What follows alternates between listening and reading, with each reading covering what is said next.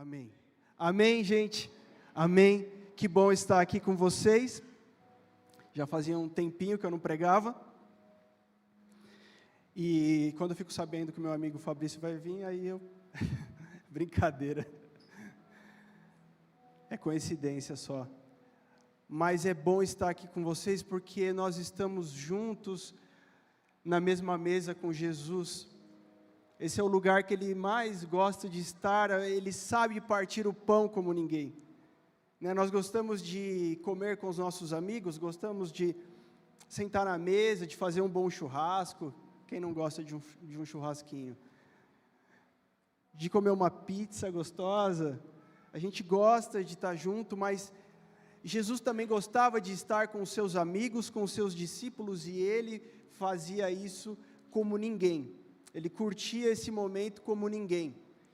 E hoje, esse culto, embora não tenha uma mesa física, nós podemos crer que existe uma mesa espiritual, onde Jesus é aquele que está à frente, é aquele que parte o pão. Amém?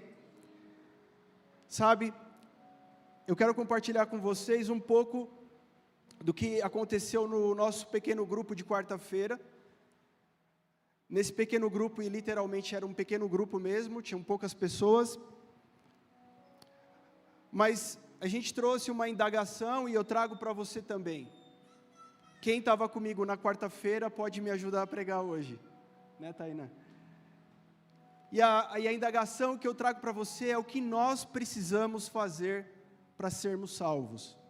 O que é que você precisa fazer para ser salvo?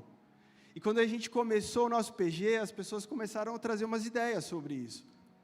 Olha, você tem que ouvir a palavra de Deus, você tem que primeiro crer em Deus, você precisa amar a Deus, você precisa entregar sua vida para Jesus, você precisa ler a palavra dEle. Alguém foi mais além e falou, você precisa amar a Deus sobre todas as coisas. E aí alguém complementou, e o teu próximo como a ti mesmo. E as pessoas começaram a ficar pensando o que elas podiam fazer e como deveriam fazer para serem salvas, já que nós acreditamos que existe uma vida eterna. Quando acabar essa vida aqui, e a gente não sabe quando vai acabar, nossa, você não controla isso, pode ser que acabe rápido, ou pode ser que ainda demore um pouco, mas vai acabar a vida dessa terra aqui, desse corpo aqui corruptível, e aí o que vai acontecer depois? E nós cremos que existe depois uma vida eterna, que não acaba aqui nessa matéria, que nós reinaremos com Cristo, estaremos na presença do nosso Deus. Então as pessoas ficaram realmente empenhadas nisso. Mas, sabe, eu vou pedir para os meninos lá ir colocando os versículos para a gente ler junto. Efésios 2, 8 e 9, quero ler com vocês.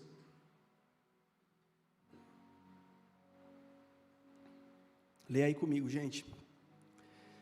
Porque pela graça vocês são salvos, mediante a fé, e isso não vem de vocês, é dom de Deus, não de obras para que ninguém se glorie,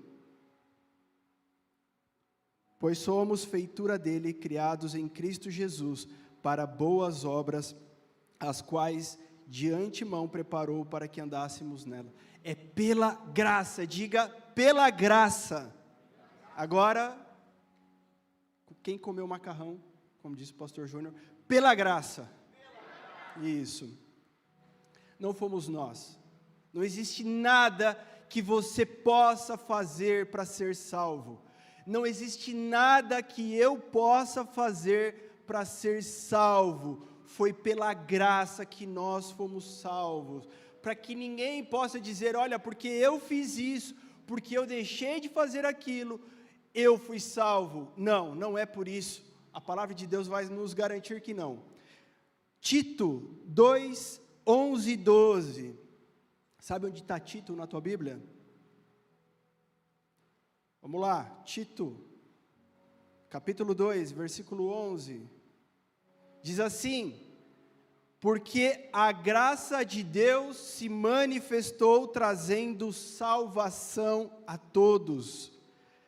Ela nos educa para que, renegadas a impiedade, as paixões mundanas, vivamos nesse mundo de forma sensata, justa e piedosa. Foi pela graça. E essa graça nos educa, ela é didática. Então, não é porque nós vamos deixar de viver as paixões mundanas, a impiedade, todas as coisas ruins é que seremos salvos, é porque fomos encontrados pela graça, é porque fomos salvos que agora nós somos educados a como viver como alguém que foi salvo. Você consegue entender isso? Você consegue entender que não é porque você encontrou a salvação, é porque ela te encontrou, e aí então nós recebemos uma nova forma de viver? Romanos 3:23 diz assim: pois todos pecaram e carecem da glória de Deus, sendo justificados gratuitamente por sua graça e mediante a redenção que há em Cristo Jesus. Todos nós pecamos e carecemos ser encontrados pelo amor de Deus. Por essa graça, e o que o Senhor faz conosco é mais, deixa eu te falar uma coisa, é mais do que Ele perdoar os seus pecados. Ele te justifica. E alguém vai dizer assim: qual é a diferença de ser perdoado e ser justificado? Você cometeu algo de errado, Ricardo cometeu algo de errado com a sua esposa, e aí passou, ela falou: não foi nada tão assim, eu te perdoo, vamos continuar a nossa vida, bola para frente. Fica deixando a toalha molhada em cima da cama, mas tá bom, vai, eu te perdoo, você não vai fazer mais isso, Ricardo. Você fez algo de errado, mas vamos para frente, está perdoado. Mas justificado é aquele que é trazido à realidade, aquele que recebe a realidade de quem nunca errou. Chega o Ricardo no tribunal, e lá no tribunal, o advogado da Monique vai acusar ele dizendo que ele deixa a toalha molhada em cima da cama há 20 anos. Mas o advogado do Ricardo vai fazer de tal forma, ele é tão competente, ele é tão bom, que no final, mais do que ele ser perdoado por isso, ele vai sair do tribunal como alguém que nunca deixou a toalha molhada em cima da cama, entende? É mais profundo. É como se você nunca estivesse estado numa situação de pecado. É o Senhor falando: eu te vejo como eu me vejo. Eu te vejo com os meus olhos da forma como eu te projetei. Como meu filho e não como um pecador. Romanos 6, 15 e 18, até o 18 a gente vai ler. Então, havemos de pecar porque não estamos debaixo da lei, e sim da graça? Essa foi uma pergunta que surgiu, e o apóstolo Paulo, ele precisa trazer uma resposta, porque ao trazer a pregação da graça, alguém vai falar: então, nós podemos continuar pecando, já que não é pelas nossas atitudes? Então, havemos de pecar porque não estamos debaixo da lei, sim da graça? De modo nenhum. Será que vocês não sabem que, ao se oferecerem como servos para a obediência, vocês são servos daquele a quem obedecem, seja do pecado que leva à morte, ou da obediência que conduz à justiça? Mas graças a Deus que, tendo sido escravos do pecado, vocês vieram a obedecer de coração a forma de doutrina a que foram entregues. E uma vez libertados do pecado, foram feitos servos da justiça. Vocês já não são, nós já não somos mais servos, escravos do pecado, mas agora nós somos servos da justiça. A algum Senhor você vai servir. Existe uma ilusão de que eu posso ser livre, mas você não é livre. Você precisa servir a algum Senhor. Eu não lembro onde foi que eu vi isso, mas alguém deu esse exemplo assim, olha, tenta agora não pensar em nada. E a outra pessoa falou assim, não consigo. Falou, você é escravo dos seus pensamentos. Você não consegue comandar, você acha que é livre, mas não é. A algum Senhor você vai servir. Mas a proposta em Cristo é que a gente pare de servir o pecado e passe a servir a justiça. Portanto, não há nada, você veio aqui essa noite e eu preciso te falar, não há nada que você possa fazer para ser salvo. Mas porque você foi salvo, a sua vida mudou. Porque você foi encontrado por Cristo, a sua vida muda. Porque senão a gente começa a fazer uma distinção, e parece que quem está aqui dentro é melhor do que quem está lá fora, e não é verdade. Parece que somos pessoas especiais, em lugares especiais, e é por isso que as coisas acontecem, e não é. Parece que a gente entra num piloto automático e está tudo bem, não está tudo bem. A verdade é que a gente não merecia, você sabe a caca que você é, você sabe a meleca que você é, você sabe o quão frágil você é, você sabe aquilo que te tira do sério, e justamente por saber aquilo que te tira do prumo, aquilo que te tira do centro, aquilo que te afasta de Deus e te leva para a tua carne, é que você precisa todo dia da misericórdia, é que a gente precisa todo dia colocar lenha no nosso altar, é que a gente precisa buscar e ser perdoado todo dia. Não se trata de quem é mais limpo, se trata de quem se limpa mais. Amém, gente?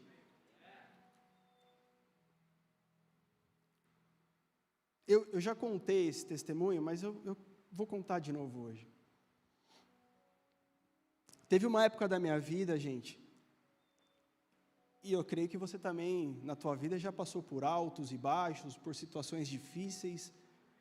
E teve uma época da minha vida que, não só eu, a minha casa, a minha família, a gente estava passando uma época apertada da vida, em vários sentidos, inclusive financeiro, todos eles. E foi na época que eu comecei a cursar minha faculdade. E eu sinto de falar hoje aqui de novo isso, talvez alguém precise ouvir. E sabe aquele negócio, fala, eu vou fazer, mas não sei nem como? Foi pela fé. E a verdade é que eu não tinha dinheiro nem para pegar o trem, o metrô que eu tinha que ir para São Paulo, para a faculdade, muito menos para pagar a mensalidade daquela faculdade, mas eu só comecei aí. E quando eu comecei a fazer isso, todo culto, quando acabava, domingão, acabava o culto, tinha um japonês, que ele era tesoureiro na igreja, e ele vinha e me dava um envelope, e no envelope tinha um dinheiro certinho para eu pegar o trem, pegar o metrô aquela semana, nem mais nem menos, não sobrava para o café, mas também não faltava, e ele ficou fazendo isso por um bom tempo, até o momento que eu não precisava mais, que eu vi que eu já estava trabalhando, já conseguia, e simplesmente, ele nem falou nada antes, falou, Régis, então eu vou te dar, sei lá, Deus tocou meu coração, não, ele não falou nada, ele só ia e entregava para mim, e também não falou nada depois, agora chega, acabou, não, ele só parou de dar, Deus faz as coisas no momento certo, e eu recebi do cuidado, através da vida dele, de alguém, desse homem, eu fui cuidado por Deus. Você já foi cuidado, se sentiu cuidado por Deus, através da vida de alguém? Provavelmente sim, né? Deus usou alguém para cuidar de você? Eu fui extremamente cuidado. porque era o que eu precisava naquela hora. Embora não sendo algo estrondoso, foi o que eu precisava, e ele levantou alguém. Mas eu também aprendi uma coisa, que tem hora na vida que você só tem que ir. Você fala, não, eu tenho fé. Nossa, eu tenho uma fé em Deus. Nossa, eu tenho uma fé, mas a fé é algo prático. A fé é algo que se coloca em ação. Amém, gente? A fé é algo para ser experimentado, ser vivido, não ser falado. Não é uma sensação que você tem no teu coração. Fé é algo que você exerce. E eu aprendi, e eu lembro do meu pai, ele me impulsionou nessa época a exercer a fé. Porque ele não podia naquele momento, ele sempre me amparou, antes e depois, mas era um momento que não viria dele. Mas ele falou assim, filho, vai. Deus está te dizendo hoje aqui, filho, vai. Você entende? Você entende que o Senhor vai te dizer, exerça a sua fé, ao invés de ficar falando dela? Falar que temos fé não muda nada. Mas nos mover a partir daquilo que acreditamos, muda todas as coisas. Eu só precisei começar, e deu tudo certo. Sabe? Talvez você precisa começar crendo. Se você já recebeu uma direção de Deus, eu não tenho ainda uma direção de Deus, busca. Pode buscar que o Senhor quer falar contigo. Um pai não abandona o seu filho. Quando um filho pede pão para o pai, ele não dá pedra. Quando um filho pede peixe para o pai, ele não dá uma serpente, uma cobra. A palavra diz isso. Então, se você ainda não recebeu uma direção de Deus, eu te digo hoje, meu irmão, busca, ore, leia a palavra, esteja sensível.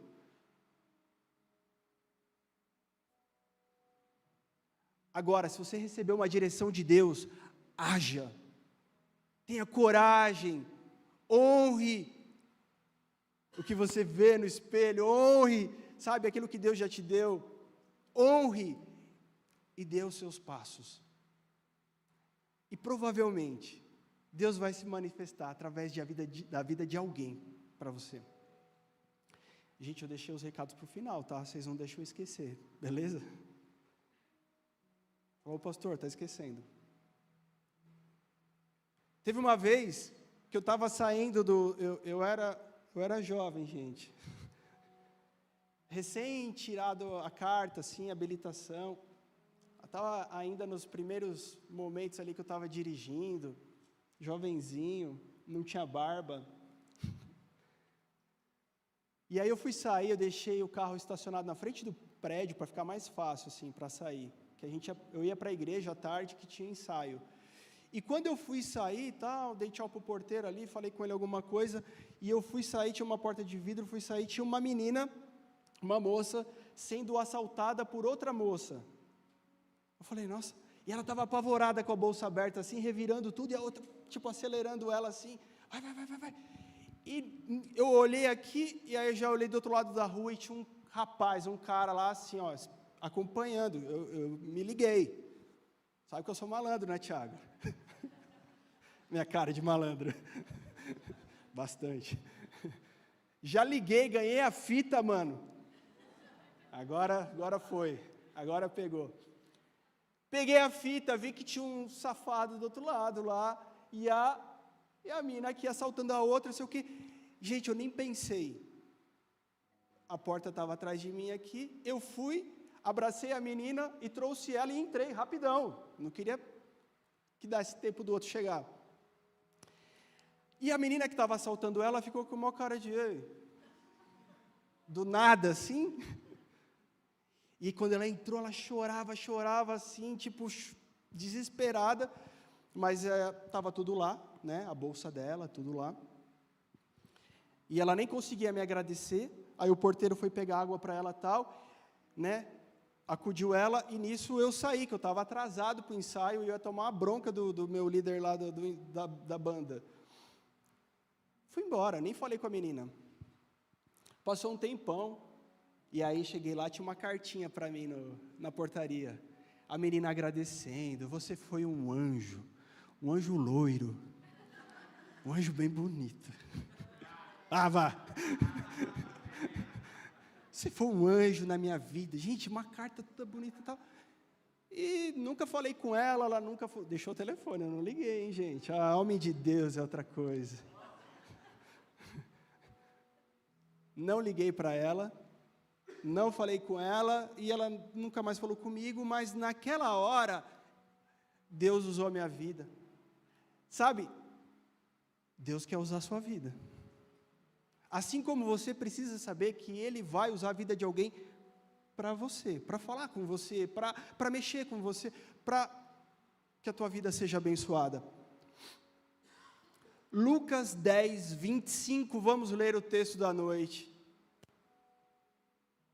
Quem sabe de cor o que está aqui?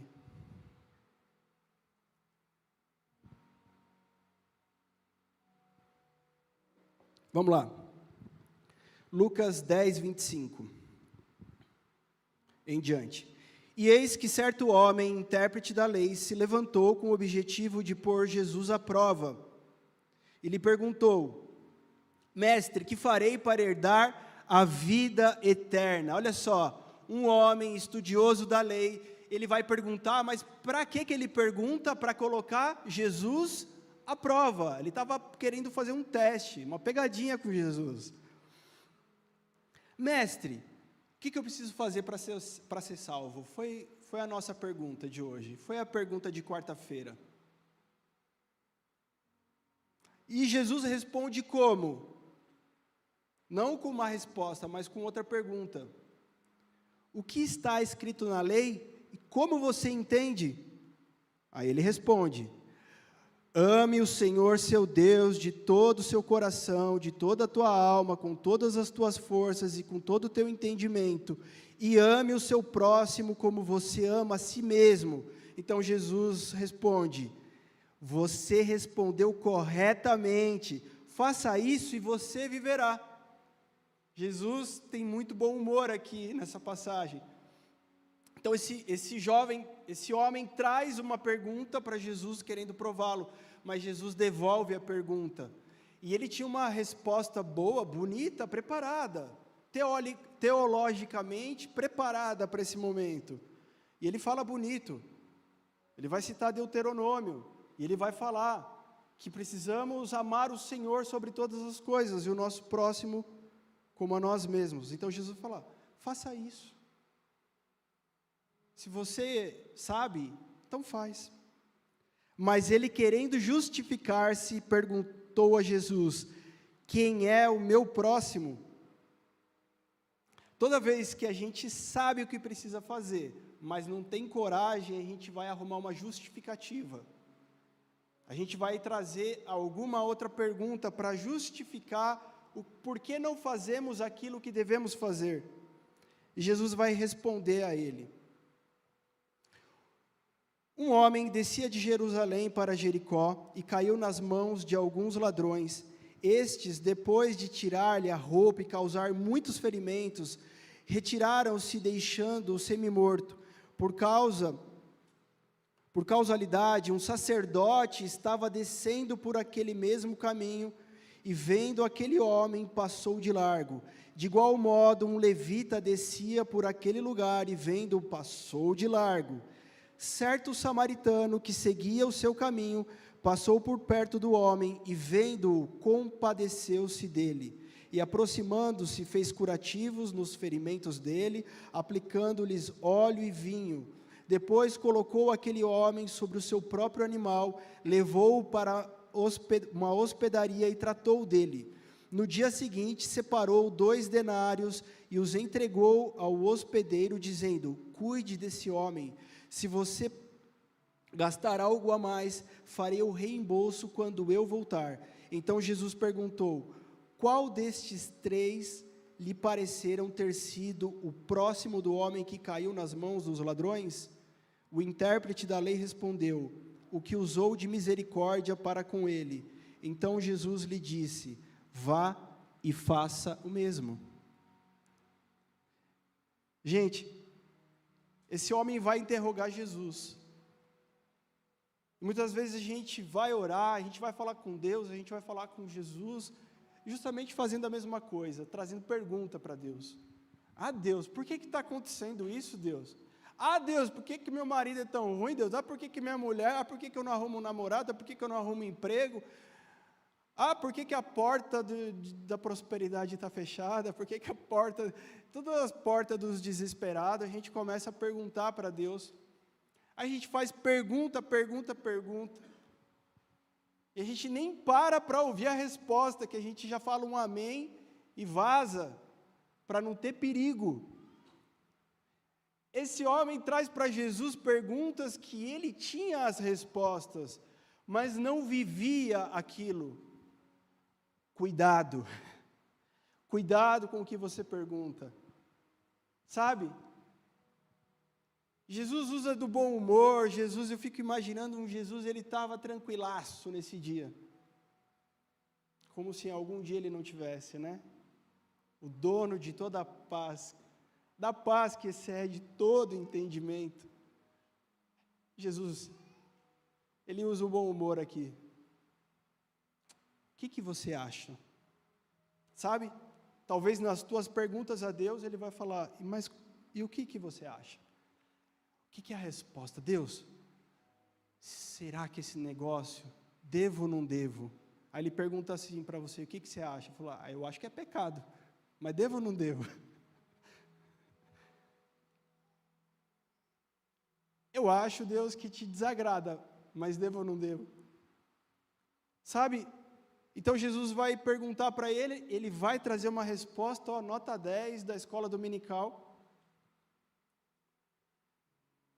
Então Jesus fala, é isso mesmo, faz. Mas aí vem a desculpa, o nosso álibi, a nossa desculpa esfarrapada. E aí ele vai falar, mas eu tenho uma dúvida, eu sei certinho, eu decorei, que eu preciso amar o próximo, mas eu fiquei com uma dúvida, quem que é o próximo? Só que a pergunta certa não era quem é o próximo. Jesus conta uma história, ele ilustra, faz uma ilustração, porque isso é visual, né? É didático. A gente vive numa época mais do que nunca visual, extremamente visual. Se a gente colocar um telão aqui, quem sabe onde a gente vai ter, né? De LED, né, Tiago? Passando, enquanto eu falo, as frases vêm junto, e as cores combinam com a minha roupa. Quem sabe um dia? Extremamente visual. Mas a forma como eu falo também pode ser visual. E Jesus era muito visual na forma como ele falava. Daí ele conta essa história. Então está vindo um sacerdote, vai passar por esse homem que foi espancado, arrancou a roupa, ele está todo detonado. Esse homem, ele tinha 1,65 m, então ele não era muito alto. Esse homem, ele era um pouco barrigudinho, ele não era muito forte. Esse homem ficou todo ensanguentado, com a sua roupa toda rasgada. Você já começa a imaginar esse homem, a situação que ele ficou. Ficou lá desacordado. Passa um sacerdote, e esse sacerdote, quando passa e fala assim, eu estou ocupado, estou indo para o ensaio da banda, né? Porque se é o sacerdote, ele está indo lá, ministrar ao Senhor, ele está tão ocupado, que ele não pode ajudar esse homem, então ele vaza. Daí vem o levita, e está atrasado para o ensaio, literalmente, como eu estava aquele dia lá, que eu ajudei a moça, nem conversei com ela. Daí ele passa, porque não é com ele, não é o chamado dele. Oh, como a gente tem esse problema. Isso daí não é meu chamado. Só que a gente já aprendeu qual é o nosso chamado. Não é comigo isso. E aí vem um terceiro. Só que o terceiro é um samaritano. E, gente, o que Jesus faz é pegar alguém muito legal, que é um sacerdote, alguém muito respeitado, que é um sacerdote. Jesus pega alguém muito legal, alguém que tinha uma posição de destaque, que é um levita, que cuidava das coisas sagradas. Mas aí Jesus pega um terceiro, que é um samaritano, e gente, samaritano, eu vou te explicar, era um povo inimigo do povo judeu. Mas quem era o samaritano? Alguém que era descendente do mesmo lugar que esse judeu, que hoje tem rixa com o samaritano. É como se fosse corintiano e palmeirense. Liga? A treta era essa, um não se dava com o outro. Só que eles vieram do mesmo lugar, porque os samaritanos vieram também descendentes das 12 tribos de Israel.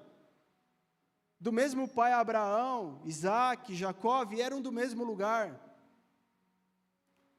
Provavelmente descendente das tribos de Manassés e Efraim, mas a questão é que eles vieram do mesmo lugar.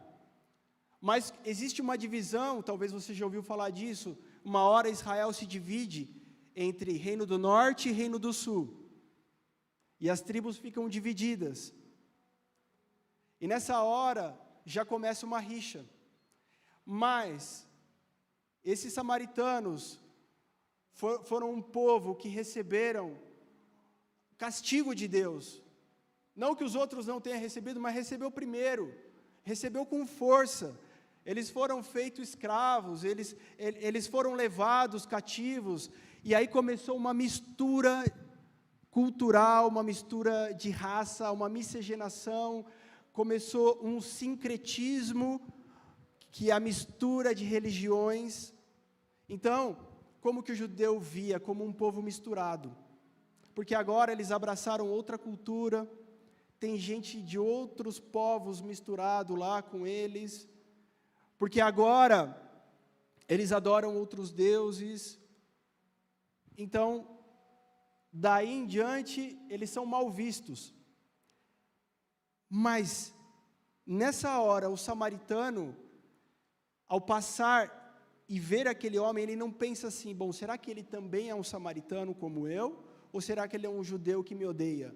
Ele simplesmente, a palavra diz que ele sente compaixão. Ele olha aquilo e sente dor no coração. Já aconteceu isso com você? Já aconteceu? De você ver uma situação e você fala, meu Deus, eu preciso ajudar. Meu Deus, eu não posso ficar indiferente a isso que eu estou vendo. Foi o que ele sentiu. Não se trata de quem tem o melhor título, não se trata de quem tem uma posição diante de Deus, da sociedade, diante da religião. Se trata de um coração que tem compaixão. E quando ele tem compaixão, ele assume a responsabilidade por aquele homem. Portanto, o que Jesus vai ensinar para esse homem que está interrogando ele, é que a pergunta que ele estava fazendo era a pergunta errada. Quem é o meu próximo? E Jesus vai ensinar a ele que a pergunta estava errada, porque a pergunta certa é, de quem você é o próximo? De quem você é o próximo? Então, naquele caso ali, naquela ilustração de Jesus, ele vai perguntar, quem te parece que foi o próximo desse homem que estava ali sofrendo? E aí ele responde também corretinho, não foi nem o sacerdote, não foi o levita, foi esse samaritano. O samaritano foi aquele mais parecido com Jesus, porque ele agiu com compaixão. Sabe, nós dizemos que Jesus é o nosso modelo, mas quando nós dizemos que Jesus é o nosso modelo, a gente também está dizendo assim, então eu estou mirando nele, eu quero parecer com ele, eu vou me esforçar, eu vou fazer o máximo, para que dia após dia, ele é a minha referência, ele é o meu modelo, dia após dia, eu sei aonde eu quero chegar, eu estou me esforçando, eu estou trabalhando para chegar ali, naquele referencial. Nós aqui, como cristãos, dizemos isso, que Ele é o nosso modelo, que Jesus é a nossa referência, e o nosso trabalho diário, irmãos, é para que a gente chegue mais perto de ser como Jesus. Amém? Amém? Sabe, não se trata de alguém que faz caridades apenas isso. Não se trata de alguém que faz coisas boas, apenas isso, porque alguém confunde as coisas. E qual é o problema? Que nós vivemos num extremo ou vivemos no outro. Ou a gente vive num extremo ou no outro, e alguém vai dizer assim, eu preciso ser bondoso, eu preciso fazer boas coisas para ser salvo.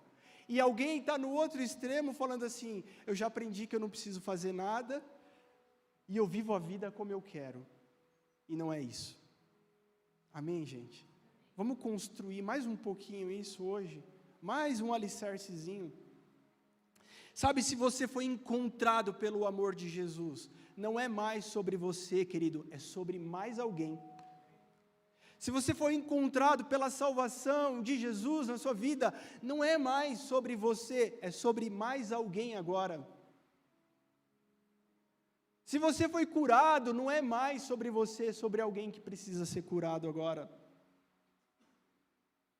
Se você foi liberto, não é mais sobre você, existe alguém que precisa ser liberto perto de você, diante dos teus olhos. Amém, gente? Sabe, Deus vai contar com quem? Quem aqui será o samaritano? O samaritano, ele poderia ter vários defeitos, vários problemas na sua vida. Esse homem, ele vinha de um povo, de uma cultura, de uma religião totalmente condenável. Mas naquele momento, ele se move por compaixão.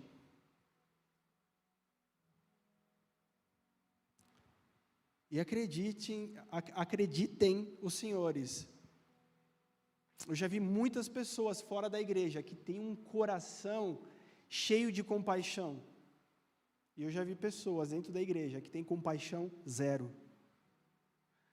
Não se trata, portanto, se eu estou numa igreja ou se eu estou fora de uma igreja. Se trata de qual coração eu tenho. Você fala assim, mas se tem um coração bom e está fora, sabe o que eu creio? Que o Senhor já está tratando nesse coração bom, e que uma hora, ele vai estar na casa do Pai, ele vai estar na presença de Deus, ele vai entender os propósitos de Deus, amém? E aquele que ainda não tem, cara, você está dentro da casa do Pai, ele está tratando, ele está cuidando, e ele está fazendo isso na sua vida, para que você chegue a parecer com ele. Quanto você parece com Jesus? A pergunta que me aflige é essa, a pergunta que me corrói é, quanto eu pareço com Jesus? Algo precisa nos tirar do conforto. Se você está acomodado numa religião, sai disso hoje em nome de Jesus. Eu tenho 30 anos de evangélico, glória a Deus, aleluia. Talvez você pode ir para o inferno com um currículo desse. Senhor, em teu nome eu fui no culto. Senhor, em teu nome eu toquei na banda. Senhor, em teu nome eu fiz coisas maravilhosas. Senhor, em teu nome eu profetizei, eu curei, eu expulsei demônios. E ele dizer, eu nunca te conheci. Portanto, aquilo que nos tira de uma zona de conforto, de dizer, eu sou isso, ou sou aquilo. Não, eu não vou na igreja, mas eu sou uma pessoa de bom coração. Ou, eu vou na igreja e está tudo bem. Sabe, de um jeito ou de outro, nós não conseguimos ficar em uma zona de conforto, em uma banheira morna, quando o Espírito Santo se revela a nós e traz uma inquietude. O quanto você parece com Jesus. O quanto você tem isso.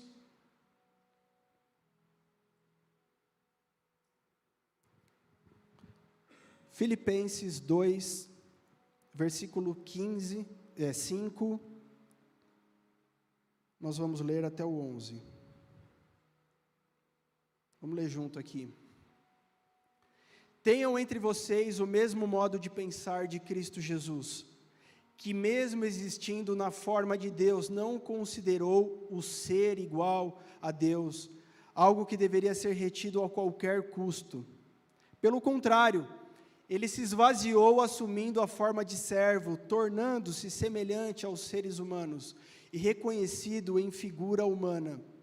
Ele se humilhou, tornando-se obediente até a morte e morte de cruz.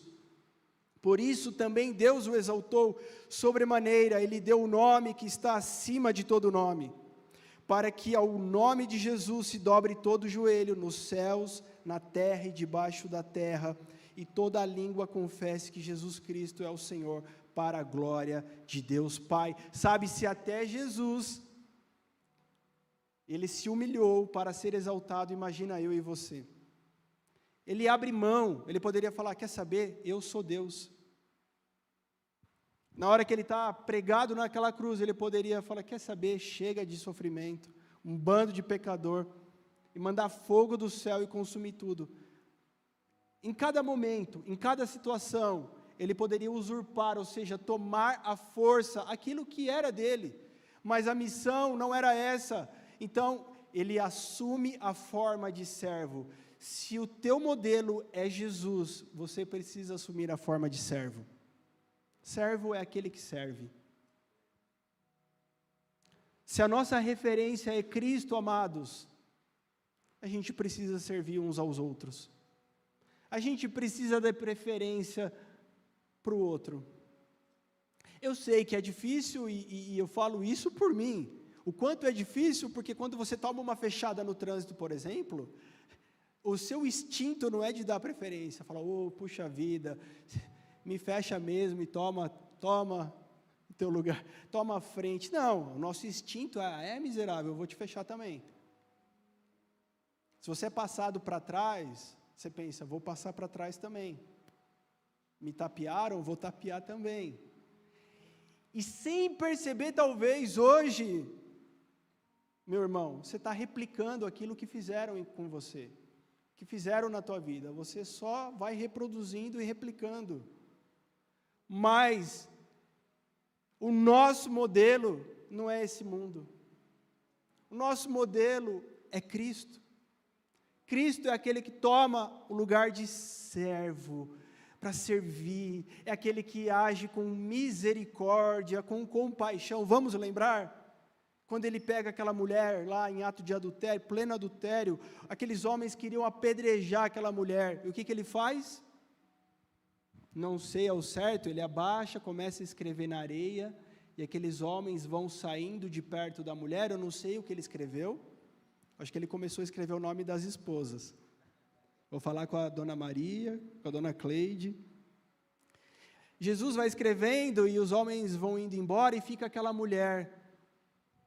Fica ela e Jesus, toda pecadora, toda miserável. Ele fala, vai, mas não peca mais. Vai, minha filha. Zaqueu, quem era Zaqueu, gente? Era um homem safado, corrupto, ganhava dinheiro, como? Em cima dos outros, tirando proveito dos outros. Tanto que quando ele encontra Jesus, ele fala assim, olha, eu vou restituir aqueles que eu lesei, 4 vezes mais. Ele sabia quem ele era um miserável, que ele gostava de grana, tirar vantagem. Ele fazia o que tinha que ser feito, e colocava o dinheiro no bolso. E Jesus, quando vai até a casa dele, para jantar com ele, para ficar na casa dele, não fala assim, eu vim aqui, mas você é muito pecador, miserável, eu estou sabendo, já contaram aqui a tua fama. Não. Jesus tem um olhar de amor, que Jesus não precisa nem acusar aquele homem, ele começa a falar, Jesus, tudo que eu fiz de errado. Sabe, você não precisa de ninguém que te acusa, você precisa do olhar de Jesus. É Ele que muda tudo.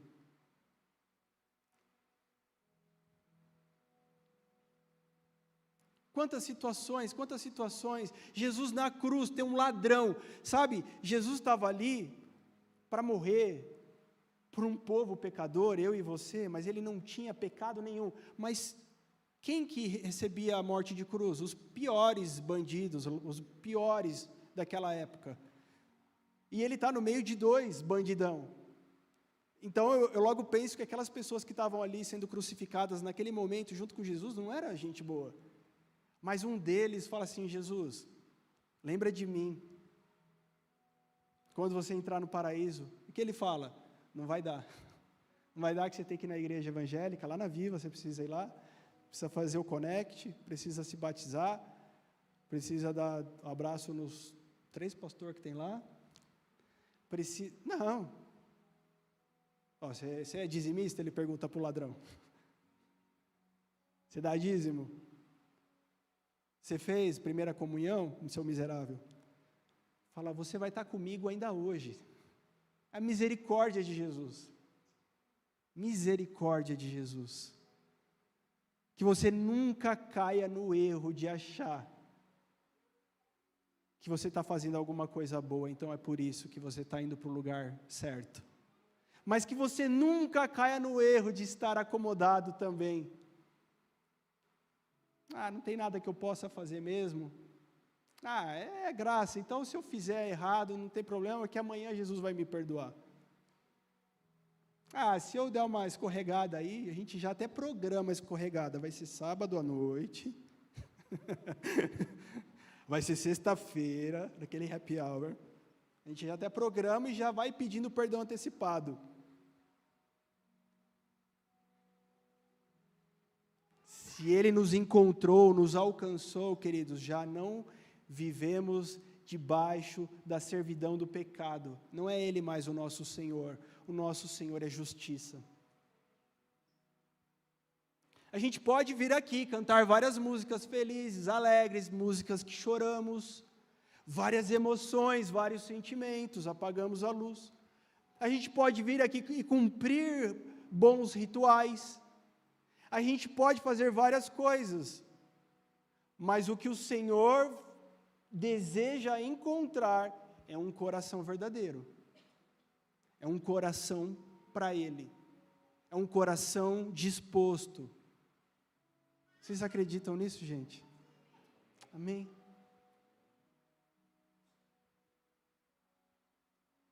Porque eu posso falar a língua dos anjos. Eu posso dar o meu corpo para ser queimado a favor dos meus amigos. Eu posso, Renato Russo já cantava a música inspirada pela palavra de Deus. Eu posso fazer, mas se não tiver amor, e eu não tenho esse amor, você não tem esse amor é um dom de Deus, vem dEle. Quando eu paro para pensar, eu falo, Deus, eu não tenho amor suficiente, mas aí eu também me pego buscando em quem é o amor, então é a fonte. Deus, olha isso, Deus, eu acho que eu não tenho amor para lidar com essa pessoa. Na verdade, eu vou até ver com os outros pastores se a gente pode matar essa pessoa. Na verdade, esse irmão, acho que a gente vai expulsar ele da igreja. Muitas vezes, não sei, vocês aí, gente, mas eu uso uma tática que é a minha esposa. A gente gosta muito no final do dia de tomar um café e bater um papo. É o nosso momento ali, e às vezes eu começo a falar, não, você não sabe, Carol. Aí eu começo, porque não, você vai ver o que eu vou fazer com esse cara, Carol. Aí eu fico macho ali na frente da minha esposa. Não, você vai ver o que eu vou fazer, não, porque não sei o que, está pensando que eu sou pastor, mas não sou otário, aquele papo todo. Principalmente se for irmão do marketing, aí é terrível. Se for os irmãos do branding, nossa, os irmãos que faz a rede social da igreja, vai ver o que eu vou fazer com esses caras, não sei o que, papapá. E agora você vai no quarto, orar. Aí, não, vou dar essa oradinha aí, mas você vai ver depois o que eu vou fazer. Não vai sobrar. Aí eu começo a orar, começo a falar para Deus. De repente, saio do quarto, falo, então, Caio, porque, mas, poxa, Deus ama tanto a vida deles, Deus ama tanto a vida daquela pessoa, poxa, olha o que Deus está fazendo. Não é o teu olhar, é o olhar de Jesus. Se você não pode ser o próximo da tua esposa, querido, se você não pode ser a próxima do teu esposo, o cara está lá no maior perrengue, o cara acorda cedo, volta tarde, preocupado com as dívidas, atolado nos BO. Se você não é a próxima desse cara, você está esperando que quem? Apareça quem para ser outra próxima não, mulheres? Porque as mulheres são ciumentas. Mas quem que é o próximo, Se o teu irmão, se a pessoa que está ali com você, que divide com você, os afazeres da igreja, a gente tem departamentos na igreja, a gente tem atividades, e às vezes a gente se bica, se bate, todo mundo querendo fazer o melhor para Jesus, todo mundo querendo fazer o melhor para Deus, a gente se bica, mas, calma, peraí, você precisa da minha ajuda, eu preciso da tua, e existe algo que está acima de tudo isso, que chama o amor que Deus colocou em nós, é nele que a gente se move, é nele que a gente se conhece, é nele que a gente precisa viver. Portanto, existe um modelo para nós e a gente precisa continuar perseguindo. E aí eu vou te dizer, não desista de perseguir isso. Não desista de buscar aquilo que é o mais importante, que é parecer com Jesus. Hoje você está aqui, e amanhã não sei onde você vai estar. Talvez você muda de cidade, você muda de estado, você muda de país. Ou você faz uma harmonização facial, muda também. Você não sabe onde você vai estar amanhã, mas sabe, a gente precisa viver hoje aqui, buscando aquilo que é o mais precioso, é a presença dEle, é estar debaixo das realidades dEle, é viver o amor dEle. De quem você é próximo? E alguém chega para o pastor e fala assim, pastor, essa igreja aqui é meio estranha, que o pessoal não tem amor. Essa igreja aqui é meio estranha, eu acho que o pessoal não gosta, não foram com a minha cara. O pessoal aqui não me ama muito. O pessoal não me liga para eu ir na casa deles. O pessoal não me chama para sair. O pessoal não ora por mim. O pessoal não... nada. Mas aí você fala, aí o pastor responde assim, mas irmão, você liga para quem? Você ora por quem? Você vai na casa de quem? Você chama quem para passear? Amém, gente? De quem você é o próximo? Se você puder ficar de pé, a gente está encerrando. E o propósito, sabe, dessa palavra é trazer em nós essa reflexão. O culto, ele precisa ser completo. Tem louvor, tem curas acontecendo, tem libertações acontecendo, mas a palavra de Deus é o nosso fundamento, a palavra de Deus é o nosso esteio, e é sobre ela que nós precisamos estar alicerçados, porque é como uma casa que é construída, modelo A, na areia, modelo B, na rocha. Onde a sua casa está construída? Na areia, vai bater o vento, vai vir a primeira chuvinha e tchau. Agora, se estiver na rocha, e aí ela vai ter um alicerce profundo, porque tem que cavar, tem que ir para o subsolo, essa casa vai permanecer. Não importa qual é a tempestade da vida que você está vivendo, mas você precisa saber aonde a tua casa está construída, ou aonde você está construindo ela. Isso faz toda a diferença. O teu casamento está sendo construído onde? Gente, rochas na palavra vai nos trazer quem? Jesus, a figura da rocha, é o próprio Cristo. Então, fundamenta a tua casa, fundamenta teu relacionamento, fundamenta teus negócios em Cristo. E aí sim, de fato, nós estamos exercendo fé ao fazer isso. Porque o contrário disso é eu tentando fazer do meu jeito. Eu tentando fazer do meu jeito não é fé, é tentativa e erro. Mas eu deixando Jesus fazer, aí é fé. Fecha os teus olhos, vamos orar. E você pode dizer a tua verdade para Deus. Deus sabe o quanto daquilo que você fala é verdade. Deus, é difícil, Deus, Ele sabe. É melhor do que manter uma aparência. É melhor ser sincero. É melhor a oração do publicano do que do fariseu. O fariseu vai bater no peito, vai fazer uma oração bonita, mas não é sustentável. Porém, o publicano vai se rasgar diante de Deus e vai dizer qual é a realidade. Pai, em nome de Jesus, nós oramos nessa noite, porque nós cremos, ó Deus, na Tua palavra e tomamos ela como base para a nossa vida. E, Senhor, existe um referencial e nós queremos seguir esse referencial. Queremos seguir a Cristo, ó Pai.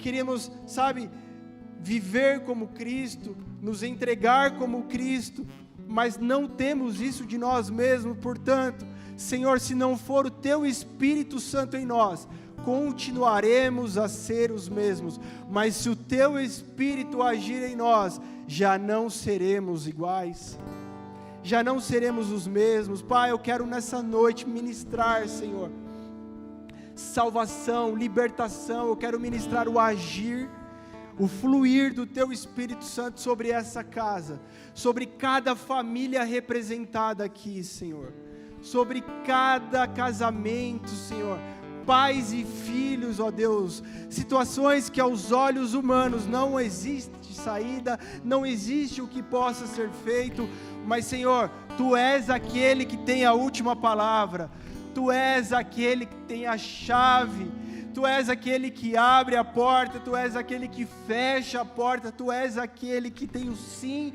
e o que tem o não. Tu és o começo, Tu és o princípio, Tu és o fim.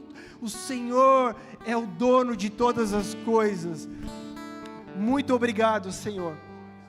Pai, que possamos testemunhar aqui, Senhor, ao longo dos nossos dias, Senhor, enquanto igreja, enquanto comunidade de fé, testemunhar na nossa segunda-feira, Senhor, na nossa terça-feira, a nossa semana, o Teu agir em nós, ó Pai. Que sejamos próximos daqueles que precisam, daqueles que estão à beira do caminho, ó Deus, ao invés de sermos pessoas consumidas por esse tempo, por essa forma de viver, tão preocupado consigo mesmo, tão preocupado com as suas próprias coisas, mas estar, Senhor, sensível àqueles que estão ao nosso lado, Pai. Muito obrigado, Senhor, muito obrigado, Jesus. Amém, amém, amém, amém, queridos. Que você tenha uma semana abençoada, mas que você preste atenção nessa semana, preste atenção nas oportunidades que Deus vai colocar diante de você, preste atenção que você pode ser Jesus na vida de alguém. Alguém às vezes precisa de uma palavra tua, alguém precisa de um sorriso teu, de um abraço teu, de um encorajamento teu. Alguém precisa de você. Que a gente não venha a omitir a nossa humanidade dizendo, Deus vai fazer alguma coisa. Ele vai fazer, mas Ele conta comigo com você. Um dia não vai ser mais assim, mas hoje Ele conta conosco. Deus pode contar com você? De verdade, Ele pode. Será que Ele pode contar com a tua sensibilidade? Falar, aí, não dá. Estou muito ocupado. Não. Deus conta com a nossa sensibilidade. Deus conta com o nosso ouvido aberto, com os nossos olhos abertos. Sabe, em nome de Jesus, que você não tenha só olhos naturais, não, que você tenha olhos espirituais para enxergar aquilo que as outras pessoas não estão vendo. Existem muitas oportunidades diante de nós e a gente precisa de uma visão aberta.